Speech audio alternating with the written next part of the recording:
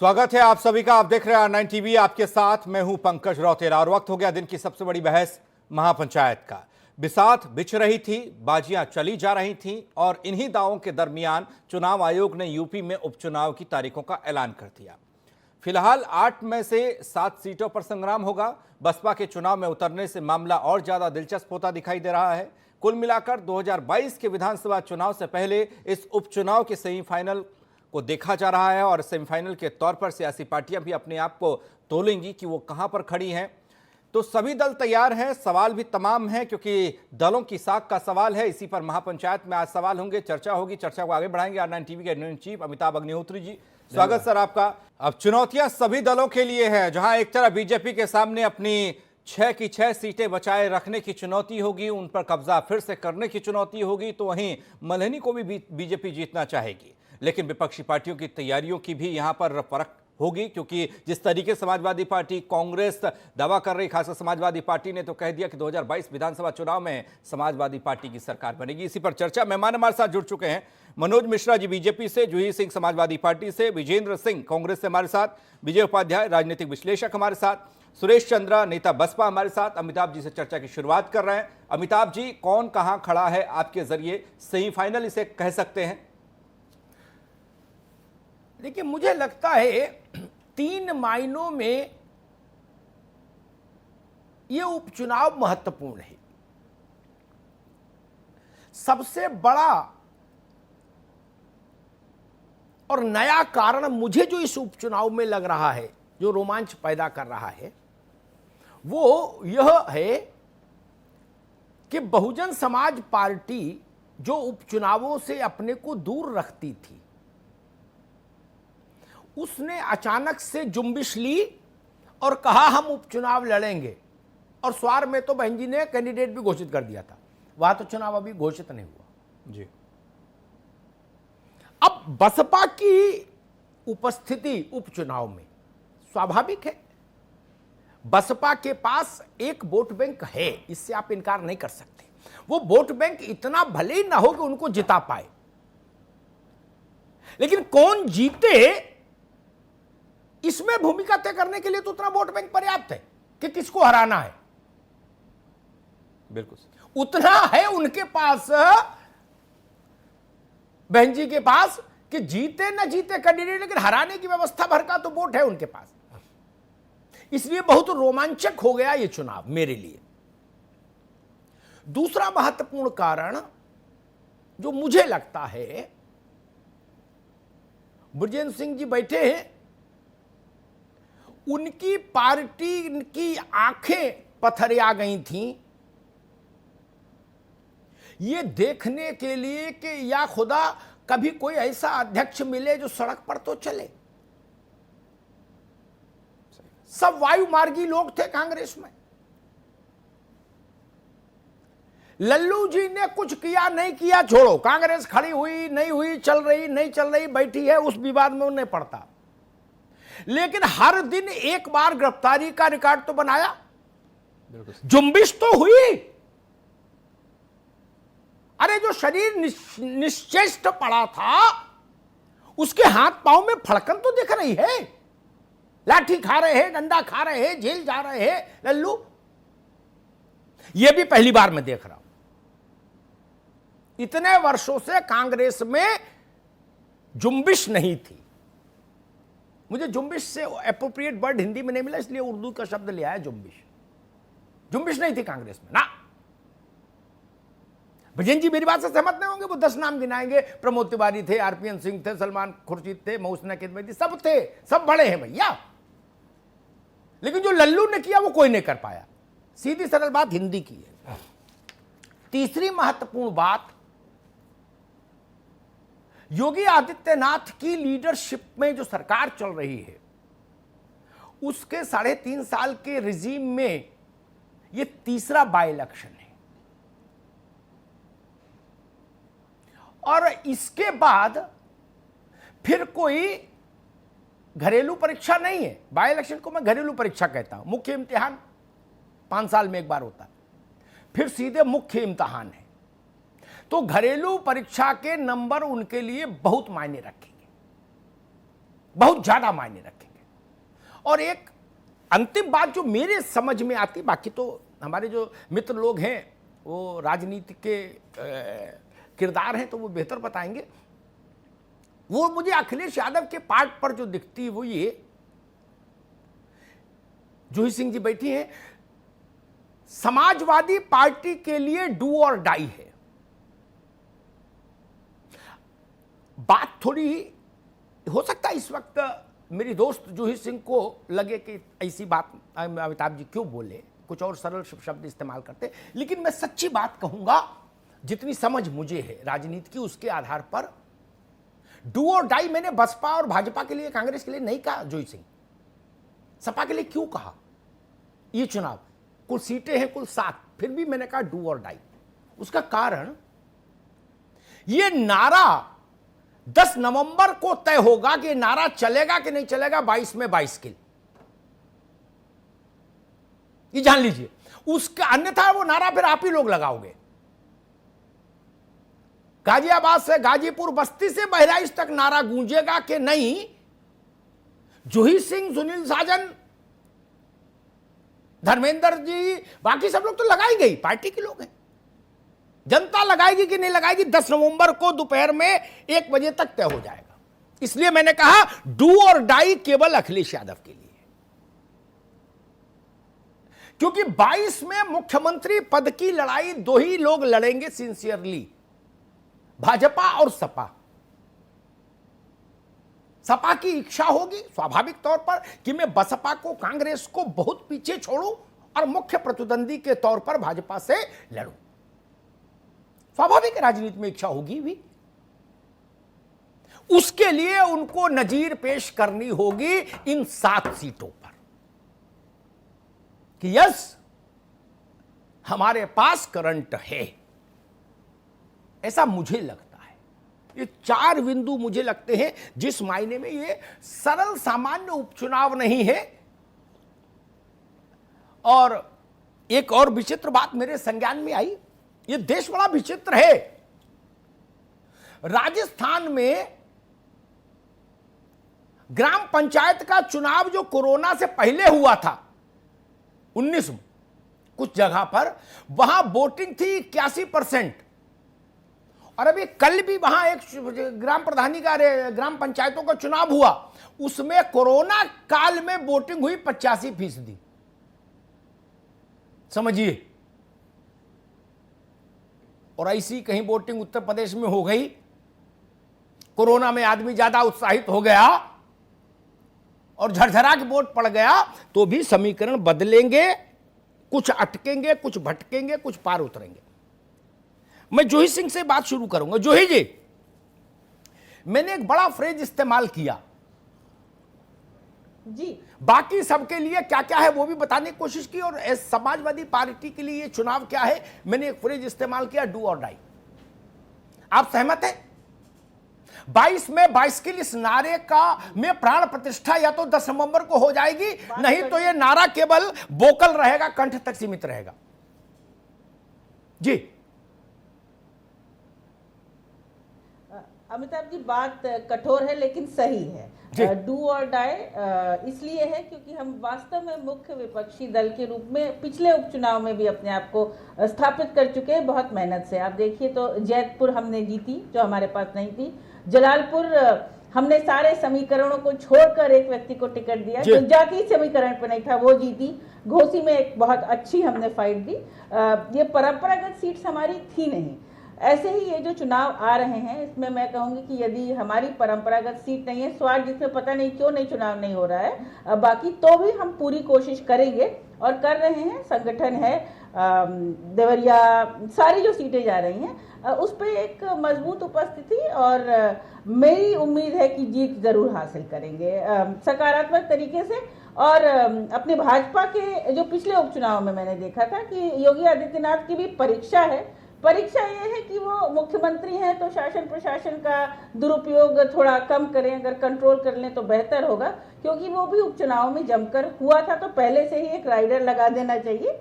लेकिन हाँ, आपकी बात सही है और समाजवादी पार्टी इसको एक्सेप्ट करती है और जरूर डू और डाई को डू में कन्वर्ट करेगी। ठीक है, ठीक है, दैट्स ग्रेट। सुरेश चंद्रा साहब हमारे साथ हैं, बहुजन समाज पार्टी के नेता हैं और अच्छे वक्ता हैं। सुरेश जी, अचानक से बहन जी को ये क्यों सूझा कि उपचुनाव में हाथी उतार देते हैं? अन्यथा उन्होंने अपना हाथी गेट से बाहर कभी आम चुनाव के अलावा नहीं उतारा। आम चुनाव हुआ तभी गेट खोला, बोले भाई हाथी जाओ घूम के आओ, उपचुनावों में नहीं उतारा। ऐसा आप ठीक नहीं आकलन कर रहे हैं जी। हम तो 365 दिन वाले लोग हैं। हम घर घर तक जाकर के अपना प्रचार प्रसार करने वाले लोग हैं जी, और समाज को दिन प्रतिदिन जोड़ते हैं अपने साथ। जो इस देश में दबा कुचला समाज है, मजबूर है, लाचार है, उस पूरे समाज को इकट्ठ में ला करके मानवर कांशीराम साहब वाला यार सुरेश चंद्र कांशीराम छोड़ो, आप जितनी बात पूछे उस पर आप फोकस थोड़ा सा कर लो, समय सीमित रहता है। मैंने पूछा बाई इलेक्शंस में भागीदारी का अचानक फैसला क्यों, जबकि सिद्धांततः बसपा उपचुनाव नहीं लड़ती थी? यह है प्रश्न। कांशीराम जी की धारणा क्या थी मुझे मालूम है, मैं उनके साथ बहुत लंबे समय तक एक पत्रकार के नाते रहा, वो सब मैं जानता हूं जी। देखिएगा, हमारे जो राष्ट्रीय अध्यक्षा हैं, हमारी नेता हैं जी, उन्होंने फैसला लिया है कि भाई मध्यावधि चुनाव को भी देख लिया जाए, तो उसमें क्या क्या दिक्कत क्या है? आप सवाल नहीं समझे। ठीक है, ठीक, आप सवाल नहीं समझे। मैंने कहा ही नहीं दिक्कत क्या है, मैंने पूछा अभी तक क्यों नहीं लड़ते थे, अब क्यों लड़ रहे हो? इतना पूछा, दुनिया कहानी आपने बताई लेकिन वो नहीं बताया। खैर चलो ठीक है, दोबारा आएंगे, तब तक उत्तर सोच के रखिए। विजय उपाध्याय, बीएसपी कह रही है कि हम तो अकेली पार्टी जो 365 दिन सक्रिय रहते हैं, और एक पत्रकार के नाते हम आप देखते हैं तो समझ में आता है कि दरवाजा ही 5 महीने में, 5 साल में 3 महीने के लिए खुलता है। नहीं, बाकी सपा वाले और जब से लल्लू जी आए, कांग्रेस वाले और भाजपा वाले तो हमेशा से सक्रिय रहे। नहीं हो तो शाखा ही लगाते हैं, सुबह कम से कम बाजार बाहर तो निकलते हैं। देखिए, आप बिल्कुल सही कह रहे हैं। दरअसल बिल्कुल ऐसा है, लेकिन बहुजन समाज पार्टी पिछले जो विधानसभा के उपचुनाव हुए थे उसमें भी इन्होंने पार्टिसिपेट किया था। इनका अनुभव बहुत अच्छा नहीं रहा। हमीरपुर वगैरह में इनके प्रत्याशी थे, ठीक से लड़ नहीं पाए। बसपा के लिए बहुत बड़ी चुनौती है। जो आप कह रहे हैं कि डू और डाई, तो डू और डाई तो दरअसल वास्तव में सिर्फ बसपा के लिए है, क्योंकि बसपा का पूरा स्टेक इस समय दांव पे है। पिछला चुनाव सपा के साथ मिलकर लड़े, उसके बावजूद इनको जो सीटें मिली हैं वो किस तरह से मिली हैं, लोकसभा की सबको पता है। विधानसभा में जो सीटें मिली हैं वो बहुत ही कम है। इनका जो जनाधार जिसके बारे में हम लोग बार बार कहते हैं, वो उसके आधार पर बहुत कम है। मुझे लगता है कि जिस तरह से चीज़ें बदली हैं उत्तर प्रदेश की राजनीति में पिछले कुछ समय में, खासतौर पे कोरोना के दरमियान, तो देखा जाए तो बहुत सी चीज़ें बदल गई हैं अमिताभ जी, इतनी ज़्यादा बदल गई हैं। कुछ इस तरह से बदली हैं जैसे एंड्रॉयड फोन का मोबाइल जो सॉफ्टवेयर अपडेट होता है हर 15 दिन में, उस तरीके से उत्तर प्रदेश की राजनीति में बदलाव आया है। और ये बदलाव बहुत चमत्कारी है, जिसको अभी लोग समझ नहीं पा रहे हैं। उत्तर प्रदेश की राजनीति के तालाब में ढेर सारे ऐसे छोटे छोटे आइलैंड और पॉकेट तैर रहे हैं, जिसको पकड़कर अभी लोग राजनीति कर रहे हैं। लेकिन राजनीति उससे बहुत आगे की चीज हो गई है। जनता की सोच और जनता का जो मन है वो अभी बाई इलेक्शन में पता लगेगा। बहुत सी चीजें बदल गई हैं। और कोरोना के पीरियड में जो पार्टी सबसे ज्यादा एक्टिव रही वो भारतीय जनता पार्टी है। उसके बाद लल्लू बाबू जिनकी आप जिक्र कर रहे हैं, निश्चित तौर पे उन्होंने जुम्बिश पैदा की है। 32 से ज्यादा बार हिरासत में लिए गए हैं, और इतनी बार कोई नेता हिरासत में लिया गया पूरे कोरोना के पीरियड में, ये अपने आप में एक रिकॉर्ड बन गया है। कोई प्रदेश अध्यक्ष इतनी ज्यादा बार हिरासत में नहीं लिया गया। ठीक है, अब हिरासत, ये हर बार अपना कार्यक्रम कैसे भेजते हैं कि हिरासत में ले लिए जाते हैं, ये भी एक बड़ा सवाल हो सकता है। हम उस सवाल पे नहीं जाते हैं, लेकिन हिरासत में लिए गए। पार्टी आज भी इन्होंने प्रदर्शन किया। बहुजन समाज पार्टी में फिर ब्राह्मण वाला रथ निकालने की कोशिश की जा रही है। लगातार मिश्रा जी बैठके हटके कर रहे हैं। क्या इंपैक्ट होगा उसके बारे में अलग से अगर सिर्फ उसी पे पूछेंगे तो मैं जरूर बताने की कोशिश करूंगा। लेकिन ये जो बाई इलेक्शन है 7 सीटों के, ये बीजेपी के लिए सबसे ज्यादा महत्वपूर्ण है। और बीजेपी के साथ जो बीजेपी का लीडरशिप है, स्टेट लीडरशिप और गवर्नमेंट का लीडरशिप, उसके साख के लिए बहुत इंपॉर्टेंट है। ठीक बात। और अमिताभ जी, एक बहुत महत्वपूर्ण बात यह है, कि उत्तर प्रदेश में ये जो 2017 से भारतीय जनता पार्टी की सरकार है, ये इकलौती ऐसी सरकार है पिछले 15 सालों में जो बाई इलेक्शन हार जाती है। और सरकार बनने के बाद 2 लोकसभा, फिर कैराना, बहुत ताकत लगाने के बाद वहां भी हार गए। फिर विधानसभा के चुनाव में 2 चुनाव हुए थे, 1 हार गए। फिर जो ढेर सारे 10-12 सीटों के चुनाव हुए तो उसमें से 1 सीट फिसल गई। लेकिन लोकसभा में इनके पास सीटें अच्छी आई, विधानसभा में सीटें तो बहुत अच्छी थी ही।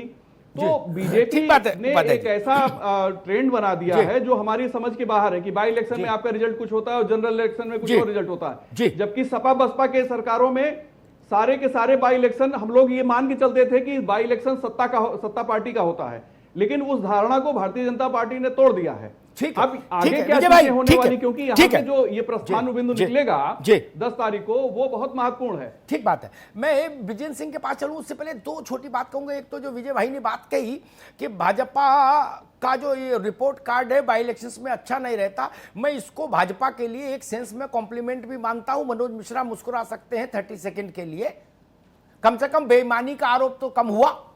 कि नहीं तो लोग कहते भाई सरकार में थे, बेईमानी कर ली, कलेक्टर को सेट कर लिया, कप्तान को सेट कर लिया। वो उस दृष्टि से ठीक है, राजनीतिक तौर पर नुकसान है, लेकिन उस दृष्टि से ठीक है। कर मैं विजय भाई ने बसपा का जब मूल्यांकन उन्होंने किया तो उन्होंने एक टिप्पणी की थी, उसी संदर्भ में मैं एक बात कहूंगा, फिर विजेंद्र सिंह के पास आऊंगा। विपक्ष में सड़क पर सर्वाधिक सक्रिय पर्सनालिटीज को हम देखें, मायावती जी सक्रिय राजनेताओं की लिस्ट में कभी रही भी नहीं, कभी नहीं रही। पूरे काशीराम जी के देहावसान के बाद से कभी नहीं रही। वो थे तो थोड़ा बहुत सक्रिय रहती थी, कभी नहीं रही, नेवर। वो उनका स्वभाव ही नहीं कि यूं ही निकल जाना, कहीं देखे आना, किसी गांव में, खेत में, कल्याण में, नेवर नेवर नेवर। उनकी अपनी एक शैली है, अच्छी बुरी है वो जाने। 2 लोग हैं, अरे रुको भाई सुरेश चंद्रा जी, जितने साल आपको बसपा में हुए होंगे उससे ज्यादा मैं बसपा को जान रहा हूं। हमको मत समझाओ महाराज, ठीक है? रुको अभी। मैं 1986 से हूं। अरे रुक जाओ भाई, आप 86 से हैं विजय, जानता हूं अपनी। ठीक, अरे रुक जाओ भाई, रुको अभी, इनकी आवाज रोको सुरेश जी की। 2 लोग सबसे ज्यादा सक्रिय हैं, एक लल्लू जी और दूसरा चंद्रशेखर।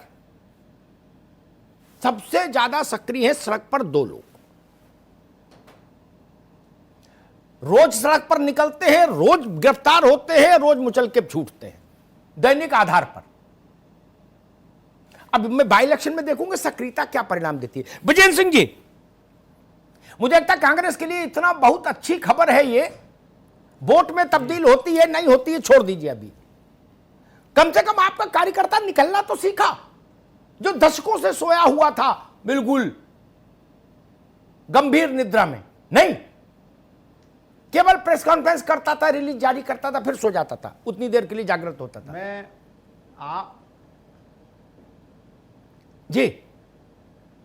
मैं आपको और आदरणीय विजय उपाध्याय जी दोनों लोगों को साधुवाद देता हूं कि आपने हमारी बात को कहा जी। इसमें कोई दो राय नहीं कि 2 अक्टूबर 2019 को आदरणीय प्रियंका जी शहीद स्मारक से 20,000 कार्यकर्ताओं के साथ गांधी जी के सत्याग्रह मार्च पर निकली, और उसी के बाद आप देखिए पूरे उत्तर प्रदेश का राजनीतिक विस्मर्श बदल गया। हमारे उत्तर प्रदेश के मुख्यमंत्री जी ने पॉलिटिकल सिस्टम को टार्चर करना शुरू कर दिया। हमारे पार्टी ऑफिस के सामने पिछले 7 महीने से 150 से 200 पुलिस के जवान पड़े रहते हैं, और आप देखिए चाहे एनआरसी रही हो तो चाहे बढ़ा ना। अच्छा एक मिनट विजेंद्र भाई, एक मिनट विजेंद्र भाई, आपने बोदौर भी देखा, एक मिनट विजेंद्र बाबू, एक मिनट, आपने बोदौर देखा, वो अच्छा था जब 2 सिपाही भी नहीं रहते थे आपके ऑफिस के बाहर, होमगार्ड भी नहीं रहते थे, लोग देखते थे वहां कांग्रेस का दफ्तर है, ऐसे दिन आ गए, सिपाही भी नहीं बाहर। ये अच्छा नहीं कि 200-200 लोग रह रहे हैं, थोड़ा रौनक है। साधुवाद दिया जी, इसीलिए आपको साधुवाद दे रहा हूं कि आप हमारे आदरणीय अध्यक्ष जी के संघर्ष को एक्नॉलेज कर रहे हैं, और इसमें कोई दो राय नहीं कि आदरणीय अजय कुमार लल्लू जी ने संघर्ष का प्रतीक बना दिया है कांग्रेस पार्टी को।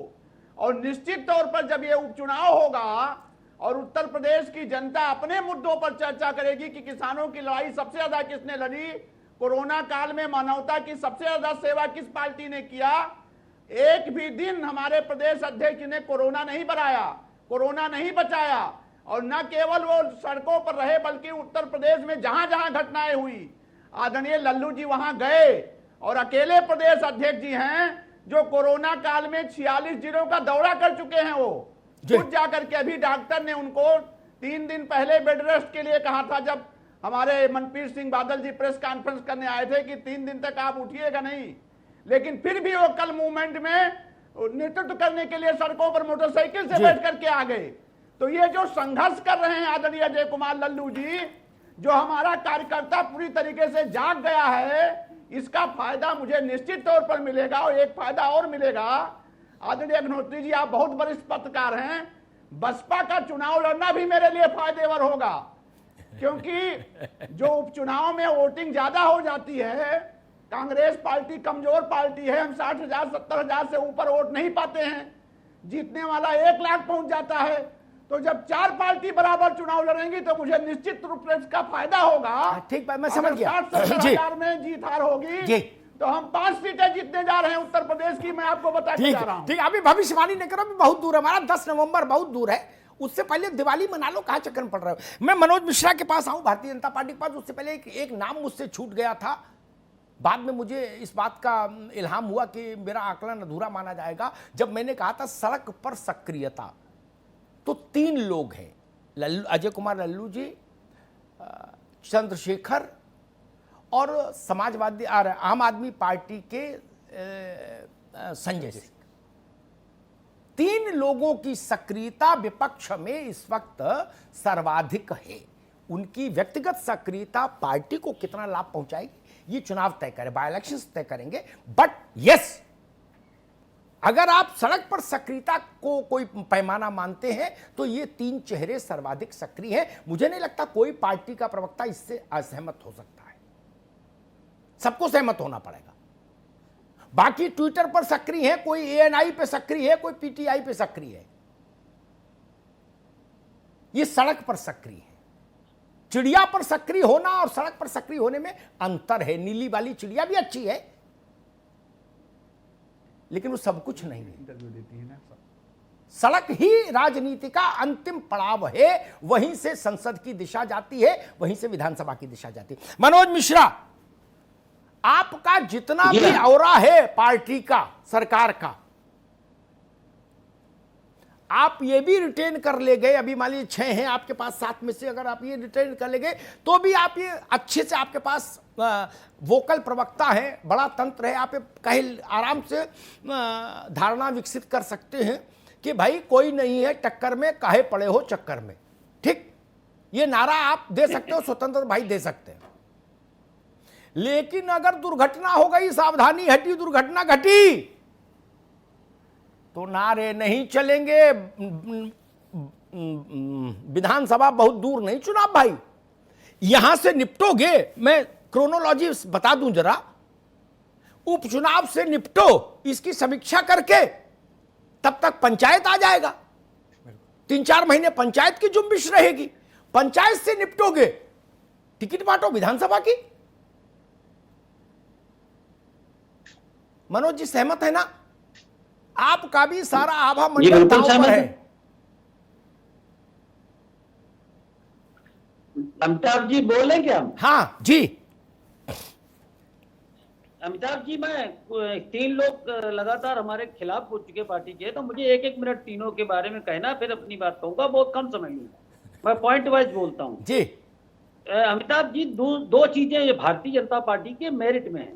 आप ये देखिए कि हमारी सरकार जो योगी जी की चल रही है और हमारा संगठन जो स्वतंत्र जी और सुनील बंसल जी के नेतृत्व में चल रहा है, हमारे संगठन की विशेषता ये है कि चुनाव हो या ना हो, हम जनता के सतत संपर्क और संवाद में रहते हैं कार्यकर्ताओं के माध्यम से। आप ये देखिए कि कोरोना काल में भी हम जनता के संपर्क में रहे और लगातार 3.5 वर्षों से जब से उत्तर प्रदेश में योगी जी की सरकार आई, हम लगातार संपर्क में रहे। इसलिए चुनाव चाहे जब हो, चाहे जैसा हो, हमें डर नहीं लगता। जैसे कांग्रेस के मित्र कह रहे थे कि हमारी कमजोर पार्टी है, 4 लोग लड़ेंगे, तो भारतीय जनता पार्टी को उस समय बड़ा दबाव था जब 19 में सपा और बसपा मिल गए थे, लेकिन प्रेस में था, लोगों के नेतृत्व में था, जो कांग्रेस सपा बसपा के लोग हैं।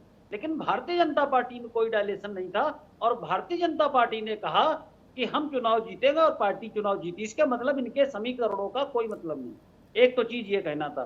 दूसरी बात सरकार की कहना चाहता हूं कि जिस दिन से सरकार योगी जी की आई है, विकास कार्य से लेके जितने भी संभव तरीके हैं, और कोरोना काल में भी योगी जी ने हर संभव तरीके से पार किया, उत्तर प्रदेश का साथ दिया, संघर्ष किया। तीसरी चीज आप ये देखिए, अभी 2 टेस्ट हुए। एक टेस्ट ये हुआ कि ईज ऑफ डूइंग बिजनेस में हम 12वें से 2 सेकंड नंबर पे आ गए, और इंडिया टुडे कार्बी इनसाइट सर्वे में देश के सबसे बढ़िया मुख्यमंत्री श्रीमान योगी जी हुए। ये 3-4 बातें जो है हमारा आधार है। और चौथी बात ये है कि जो हमारी पार्टी सोचती है वो हम जनता तक कम्युनिकेट कर ले जाते हैं, लेकिन मीडिया के माध्यम से नहीं, हम लोग अपने कार्यकर्ताओं के माध्यम से मीडिया तक जनता तक कम्युनिकेट कर लिया जाता। ये इनकी किसी के पास नहीं ताकत है, ना सपा के पास है, ना बसपा के पास है, ना कांग्रेस के पास। ठीक है, इसलिए हमारे बात सही है आपकी, क्यों पड़े हो चक्कर में, कोई नहीं है टक्कर में।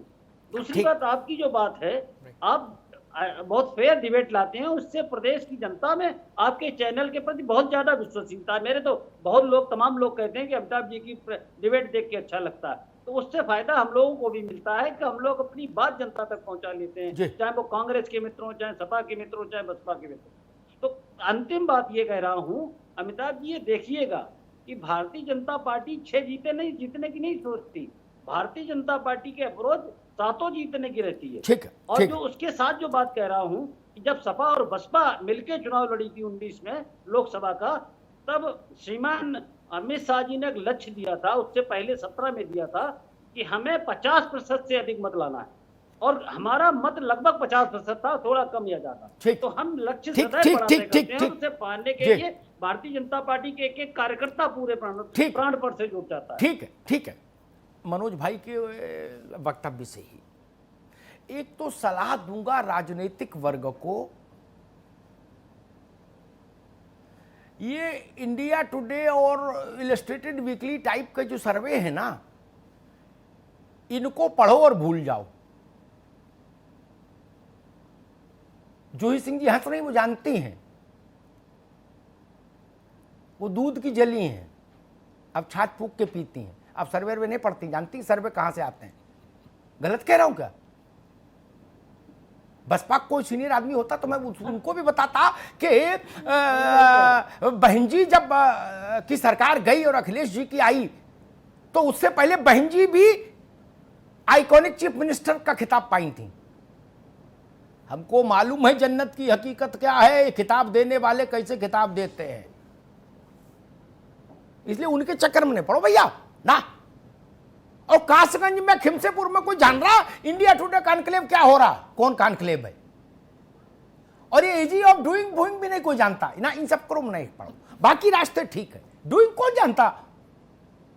चलो बटेसर में पूछो चल के, भैया इजी ऑफ डूइंग, वो कहे समोसा खा लो तबीयत ठीक नहीं लग रही तुम्हारी, कोई जानेगा इजी ऑफ डूइंग बिजनेस?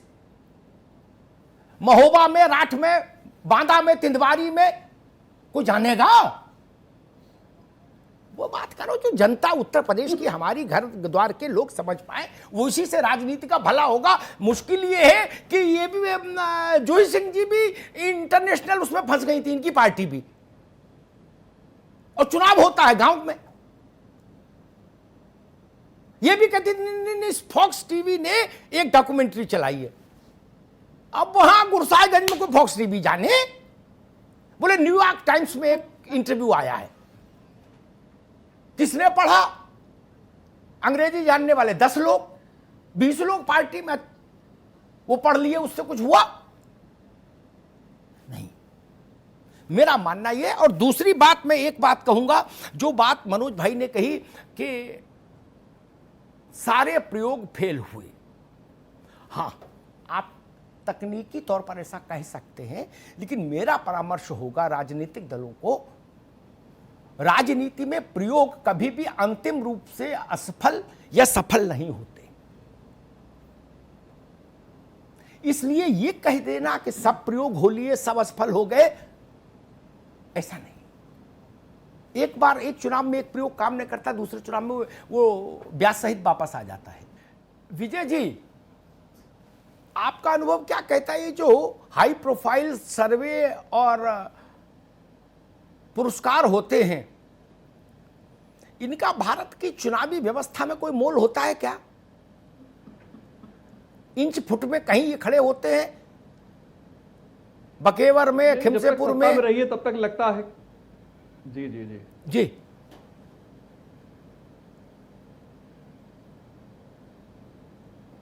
क्या विजय जी? अमिताभ जी, जब तक सत्ता में कोई होता है हाँ। तो उसको इस तरह के ऑर्नामेंटल जो काम है, ऑर्नामेंटल जो वर्क है, किसी सर्वे के जरिए या किसी दूसरे तरीके के जरिए अपना नाम देखना बहुत ही अच्छा लगता है। और करीब करीब सारी सरकारें इसमें ट्रैप हो जाती हैं। ये मार्केटिंग का अपना एक फंडा है जिससे कुछ लोगों को फायदा हो जाता है, लेकिन जो जिसके लिए किया जाता है उसको ज्यादा फायदा नहीं होता आर्थिक है। लाभ हो जाता है करने कोई वालों दिन, को। एक दो दिन उस पर बहस या कोई चर्चा हुई, लेकिन बाद में चूंकि व्यवहारिक व्यवहारिक जीवन में क्या चीजें दिखती हैं, डे टू डे में आपको जिन समस्याओं से रूबरू होना है, जिस व्यवस्था से, जिस गवर्नेंस से, जिस अफसरशाही से रूबरू होना है, उसको उसके लिए आपका अनुभव क्या है, उसको देख के क्या सोचते हैं, तो वहां से चीजें तय होती हैं। चीजें यहां से तय होती हैं कि आदमी तहसील में गया, थाने में गया, डीएम साहब के यहाँ गया तो वहां व्यवहार कैसा मिला। चीजें यहां से भी तय होती हैं कि रूलिंग पार्टी का कार्यकर्ता, पदाधिकारी, नेता किस तरीके का सड़क पे आम जीवन में व्यवहार कर रहा है, लोगों से किस तरीके से बात कर रहा है, किस तरीके से मिल रहा है, लोगों की समस्याओं का समाधान कर रहा है या उनको दुत्कार के भगा दे रहा है। इस बात से भी तय होती है कि कार्यालय सत्ता में आने के बाद कार्यालय में ताला लग जाता है कि कार्यालय के दरवाजे तब भी खुले रहते हैं। ठीक बात। तो ढेर सारे ऐसे फैक्टर हैं जो इन चीजों से अलग हैं और ज्यादा महत्वपूर्ण हैं। ठीक बात। किसी सर्वे से और किसी इस तरह के कई बार व्यक्तित्व को बड़ा करने के लिए ये किया जाता है। ठीक बात, ठीक है उपाध्याय जी। एक बात मुझे और याद आती, वो भी जोड़ी दूं। मायावती जी के 5 साल का जो फुल फ्लेजेड टर्म रहा, जिसमें उन्होंने 5 साल बहुमत की सरकार चलाई, उससे एक नया ट्रेंड भारत उत्तर प्रदेश की राजनीति में आया। उससे पहले ये नहीं था। मेरी बात से जो सिंह सहमत होंगी, उस 5 साल में मुख्यमंत्री के ऊपर 5-7 किताबें भी आ जाती हैं, उद्भट लेखक पैदा हो जाते हैं अचानक। 5-7 किताबें। वही अखिलेश जी के साथ कंटिन्यू हुआ ना जोई जी, हुआ ना। बड़े बड़े समाजवादी विद्वान आ गए थे, कहां कहां किताब लिख दी? नहीं, बहन जी के लिए भी लिख दिए और योगी जी के लिए भी लिख दिए। 23 करोड़ में 23,000 लोगों ने भी किताब नहीं पढ़ी क्या? और जिन्होंने ट्विटर पर फोटो भी डाली किताब हाथ में लेके, वो भी ट्विटर फोटो खिंचा के अलमारी में रख दिए। ये हकीकत है। इसलिए उन सब को बहुत, मुझे नहीं लगता अभी भारत में कोई बहुत फर्क पड़ता है उत्तर प्रदेश में। चंद्रा साहब, 7 सीटों पर उपचुनाव, आपकी पार्टी है, बकौल आपके 365 दिन सक्रिय रहती है। आप ब्रजेंद्र सिंह कह रहे हैं कि आपके लड़ने से उनको फायदा हो जाएगा कांग्रेस को, तो आप जीतने के लिए मैदान में हो, किसी को हराने के लिए हो, यह भी एक बड़ा सवाल है। सुरेश जी।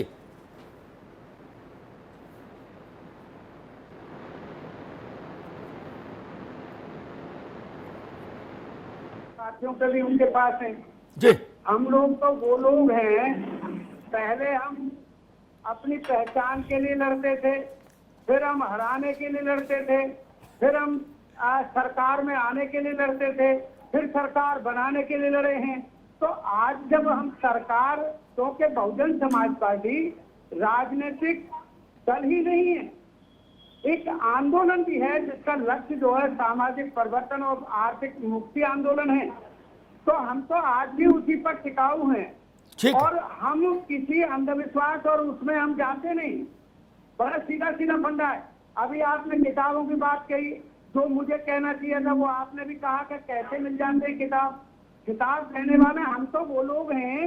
अखबार में यदि एक नहीं, बहन जी किताबें लिखी गई, आपकी जानकारी नहीं है, बहन जी पे किताबें लिखी गई, द आयरन लेडी जैसी तमाम किताबें लिखी गई। वो हम जानते हैं किताब कौन लिखता, कैसे लिखता, भैया हमको पता है वो ठेकेदारी महाराज। हम सत्ता के अंतःपुर में 33 साल से हैं। सर मैंने, अरे रुको तो, ठीक है, आगे बात, आगे सुरेश भाई, आगे ब्रजेंद्र सिंह जी, कांग्रेस क्या उतनी जुम्बिश कर चुकी जो जीत का रास्ता खोले? क्योंकि आपका गड्ढा गहरा है, उसमें भराई बहुत चाहिए, तब जाके लेवल होता है। से वो खड्डा भरा है। ठीक है, अरे रुको भाई आदरणीय विजय जी। अग्निहोत्री जी, अगर जनता अपने विषय को प्राथमिकता देगी, जी जी जी विजय जी। जनता अगर अपने इशू को प्राथमिकता देगी, अगर उसे ये लगेगा कि उसके इशू पर सबसे ज्यादा कौन लड़ा, तो शायद मुझे कहने में संकोच नहीं और आपको किसी को मानने में संकोच नहीं होना चाहिए कि अकेली एक पार्टी है कांग्रेस पार्टी जो जन मुद्दों पर संघर्ष कर रही है। अभी आदरणीय सुरेश चंद्रा जी कह रहे थे कि हमारा अपना समाज, पूछिए ना कि हमारे तो आज लगभग 500 कार्यकर्ता दिल्ली में भी और लखनऊ में प्रोटेस्ट करके गिरफ्तारी दिए हाथरस की घटना पर। इन्हीं के समाज की वो बच्ची थी, ट्वीट के अलावा मायावती जी का कुछ आया क्या समाज में? किसानों के इशू पर हम लड़ रहे हैं, ट्वीट कर दिया, ये कम है? कन्याकुमारी तक हम अनुशासित लोग, कोरोना काल में ट्रेनें हम बुक करा रहे हैं, कफील को जेल से रिहा कराने के लिए हम संघर्ष कर रहे हैं, ब्राह्मणों की हत्या पर खुल करके हम उनके साथ खड़े हो रहे हैं। तो समाज का जब सारा वर्ग टार्चर हो रहा है आदित्यनाथ जी के सरकार में, सबकी लड़ाई हम लड़ रहे हैं, किसान की, मजदूर की, आम आदमी की, अल्पसंख्यक की। अगर ये इशू जनता के लिए गौड़ नहीं है तो निश्चित तौर पर कांग्रेस पार्टी चुनाव जीतने जा रही है। लेकिन अगर इन इशू का कोई मतलब नहीं है, किसी अलग इशू पर चुनाव होगा, तब मैं कुछ नहीं कह सकता, क्योंकि जनता भगवान है। ठीक है, तब ना कहिए। हाँ ठीक है, जनता सुप्रीम कोर्ट की भी सुप्रीम कोर्ट है भैया। ठीक है ठीक है ब्रजेश बाबू, आगे बात आ गई। ब्रजेश भाई आगे बात। अरे रुको भाई, चंद्रा जी की आवाज भी होती है। ठीक है ब्रजेश भाई, आगे बात। जूही सिंह जी, बहुत छोटा सवाल, सीधा सवाल। जी, एक पॉलिटिकल वर्कर होने के नाते आपकी पार्टी चुनाव में जाएगी, तो आप लोगों ने भी एनालाइज किया होगा कि भाई क्या माइनस है, क्या प्लस है। आपको क्या लगता है कि क्या यूएसपी है समाजवादी पार्टी की इस वक्त, जो ये इंश्योर करे या जनता को इस बात के लिए मोटिवेट करे कि नहीं भाई समाजवादी पार्टी को वोट करो? एक तो जी अमिताभ जी, एक तो समाजवादी पार्टी के प्रवक्ता आपसे सबसे ज्यादा डांट खाते हैं, लेकिन आज के इस पूरे डिस्कशन से ये उभर के आया है कि आप निष्पक्ष ही नहीं, आपको भारतीय लोकतंत्र से वास्तव में प्रेम है, सम्मान है, क्योंकि आप चाहते हैं कि चाहे वो भारतीय जनता पार्टी हो या समाजवादी हो, एक मजबूत पक्ष खड़ा हो, रहना चाहिए। संदेश मुझे मिल गया। समाजवादी पार्टी इस चुनाव को होश से भी लड़ेगी, और जी होश से भी लड़ेगी और जोश से भी लड़ेगी। मुझे लगता है कि बहुत कुछ हमने भी सीखा है, काम बहुत किया, और ये भी आपकी बात से पता लगता है कि आप स्नेह आपको बहुत है हमारे राष्ट्रीय अध्यक्ष जी से। आप चाहते हैं कि हम भी संघर्ष करें।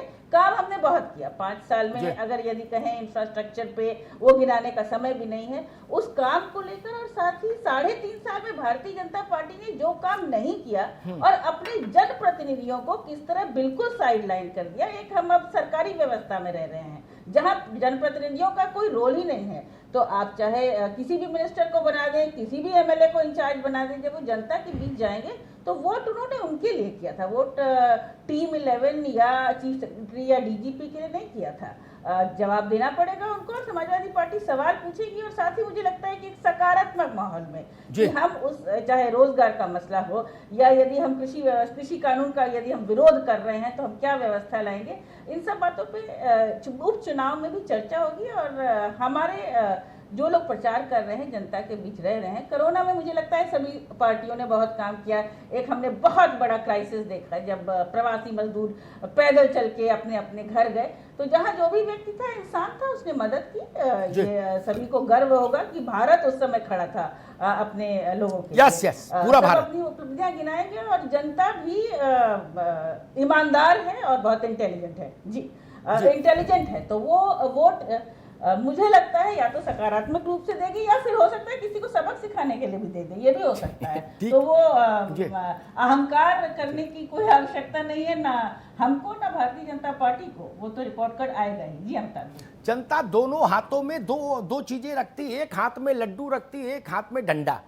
जब जो उसके मन में जो आता है वो उसी का प्रयोग कर लेती है। मैंने भारत के संसदीय लोकतंत्र से ये जरूर सीखा। मनोज जी, एक नई बात लेके आपके पास आता हूं। इस बात की सुगबुगाहट मुझे बहुत पहले से थी, है ना। अचानक से खंडन मत कर दीजिएगा मेरी बात का, अगर बोल रहा हूं तो फिर उसके पीछे कुछ होगा। उत्तर प्रदेश के भारतीय जनता पार्टी के एक बहुत शीर्षस्थ नेता, जो दशकों तक राज्य में भाजपा का चेहरा रहे, उनके अनुयायी, उसमें 25 से 30 विधायक हैं, 25 से 27-30 कुछ मान लीजिए, 3-4 लोकसभा के सदस्य भी हैं। उनकी नाराजगी की सुबुगाहट आ रही थी, अनमनस्कता की। आज फर्रुखाबाद के सांसद मुकेश राजपूत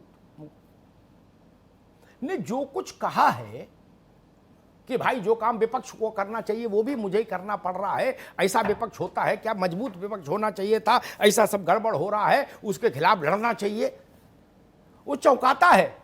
और जो बात मैं कह रहा हूं उसको इशारा करता है। उपचुनाव से ठीक पहले ये वाली जुम्बिश भी ठीक, ये जुम्बिश ठीक नहीं।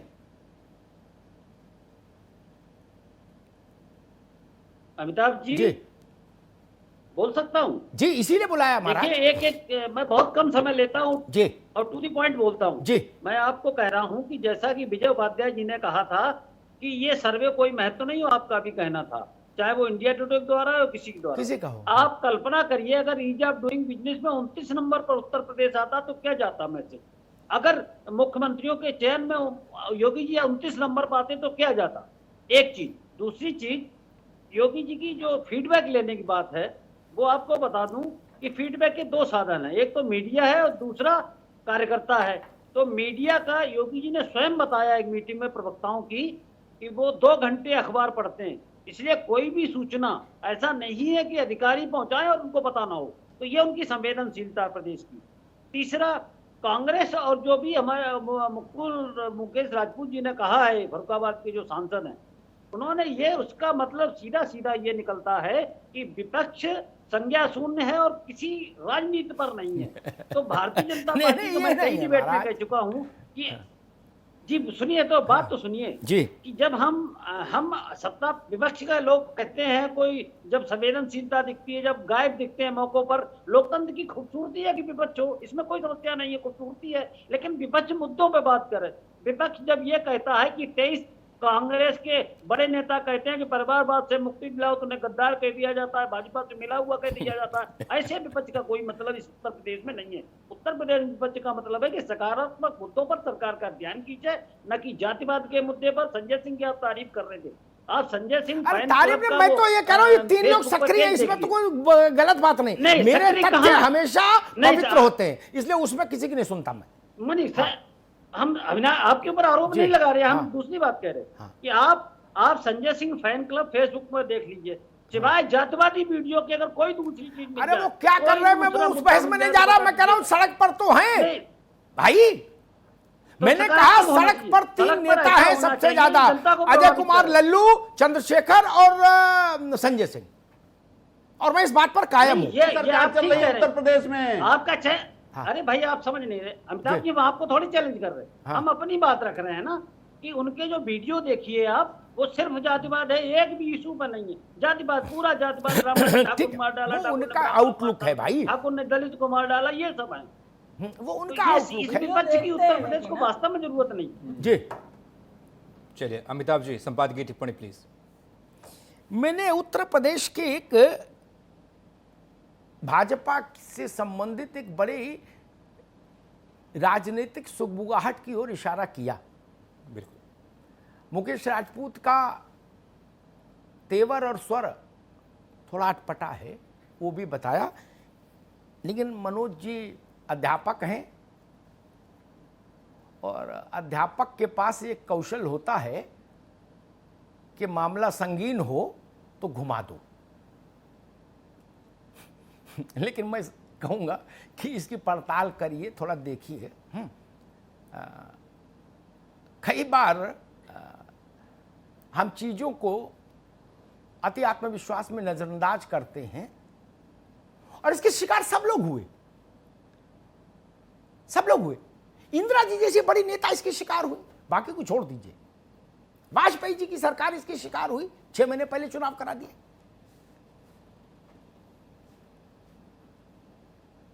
और जो भी सरकार में रहे वो इसके शिकार हुए, इसको ऐसे समझ लीजिए। मैं बार बार नामों को उल्लेख नहीं करना चाहता। सबने यही कहा कर ली दुनिया मुट्ठी में, लेकिन दुनिया इतनी छोटी नहीं कि मुट्ठी में हो जाए बार बार। मुझे लगता है बहुजन समाज पार्टी को अपने रिलेवेंस के लिए लड़ना पड़ेगा। हर राजनीतिक दल ये कहता है कि हम सरकार बनाने के लिए लड़ रहे हैं। अभी कुछ समय पहले चंद्रशेखर मुझसे बात कर रहे थे तो वो कह रहे थे कि 22 में हम सरकार बनाएंगे। तो मैंने कितनी सरकार बनेगी यूपी में भैया? उनको भी मेरी शुभकामनाएं, हर राजनीतिक कार्यकर्ता कहता है। लेकिन मेरा अपना आकलन है, बसपा को अपना रिलेवेंस सिद्ध करना होगा। अब वो जो 10 सीटें आई हैं लोकसभा की, वो बसपा का इंडिविजुअल पराक्रम नहीं है।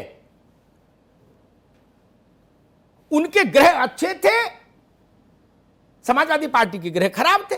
इनको 5 मिली, उनको 10 मिल गई, लेकिन वो अलायंस का था। अकेले कहां वो खड़ी है बसपा, ये इस उपचुनाव में तय हो जाएगा। अब दूसरी बात आती है, कांग्रेस के जुम्बिश का इम्तिहान है।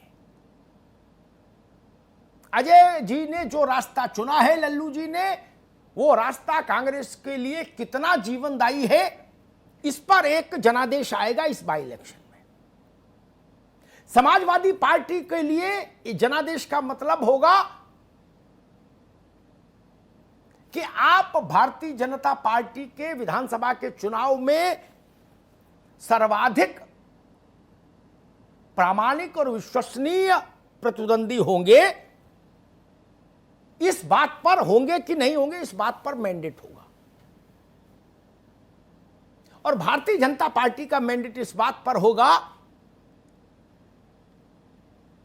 कि जैसा मनोज जी कह रहे थे कि हमने तो लक्ष्य ही कर लिया भाई। जैसे 51 की संख्या शगुन में अच्छी मानी जाती है, विजय जी 51 की, तो वही भाजपा ने तय, वो कह रहे कि भाई हमने तय किया 51% शेयर मेरे पास रहना चाहिए जनता का। कंपनियों में भी 51 और 49 का ही खेल है, विधानसभा लोकसभा में भी 49-51 का ही खेल है। तो 51% वोट, इसकी कसौटी आ जाएगी यहां। 22 में 22 किल, इस नारे का इम्तिहान हो जाएगा। और कोई नहीं है टक्कर में, काहे पड़े हो चक्कर में, भाजपा का ये जो भाव है इसका भी इम्तिहान हो जाएगा 10 नवंबर को। और दोनों जीत नहीं सकते, ये भी जान लो कि कोई नहीं है टक्कर में, ये भी नारा लगा ले मचान पर खड़े होके, और जूही जी भी नारा लगा ले अठरिया पर खड़े होके, मचान पर खड़े होके कि 22 में 22 किल। दोनों नारे एक साथ नहीं लगेंगे 10 को, एक नारे को शांत होना होगा। मैं अभी इतनी ही व्याख्या इसकी कर पा रहा हूं। बाकी मुख्य रोल में दो ही हैं, दो ही नारे। बाकी सब लोग साइड रोल में, जैसे पिक्चर में कई होते ना सह अभिनेता सह अभिनेत्री, उस भूमिका में होंगे। दो ही बड़े वो हैं चेहरे, और उनके दोनों के नारे दांव पर होंगे। मुझे लगता है इस संतुलित व्याख्या से न समाजवादी पार्टी को असहमति होगी, न भारतीय जनता पार्टी को होनी चाहिए। ये चुनाव छोटा जरूर है, 7 ही सीटें हैं, लेकिन ये इस चुनाव की व्याख्या जो होगी 10 तारीख की शाम को, जब हम लोग यहां बैठे होंगे या अन्य मंचों पर, तो यकीन मानिए हर विजेता यही कहेगा कि अमिताभ जी, पूरी देगची थोड़ी ने पलटी जाती, एक चावल निकाल के दिखा तो दिया, 22 का ट्रेलर दिखा दिया एक 20 में ही। ये मनोबल को कम और ज्यादा करेगा 22 के लिए। जी, रिजल्ट छोटा है 7 सीटों का, लेकिन ये सपा के मनोबल पर असर डालेगा और भाजपा के मनोबल पर असर डालेगा। और एक लाइटर नोट पर बात कहूंगा, कोरोना का काल है मनोज बाबू, कोरोना का काल है, ठीक है ना, इसमें इम्यूनिटी का चक्कर बहुत गहरा है। राजनीतिक इम्यूनिटी बढ़ाइए, आप सब लोग बनाए रखिए, क्योंकि सारा खेल मनोबल का है। शारीरिक इम्यूनिटी तो काढ़ा पीने से बढ़ जाती है, राजनीतिक इम्यूनिटी बढ़ाने के लिए, प्रतिरोधक क्षमता डेवलप करने के लिए बहुत संघर्ष करना पड़ता है। धन्यवाद। बहुत बहुत शुक्रिया आप सभी का। अमिताभ जी आपका भी बहुत बहुत शुक्रिया। जुम्बिश की बात हुई और जुम्बिश से जुम्बित तक पहुंचता कौन है ये देखना लाजमी होगा, क्योंकि 2022 का जंग का मैदान आपका इंतजार कर रहा है, सभी सियासी दलों का इंतजार कर रहा है। ये उपचुनाव सेमीफाइनल के तौर पर है। महापंचायत में आज इतना ही। बाकी खबरों के लिए आप बने रहिए R9 TV के साथ, सिर्फ खबर के लिए।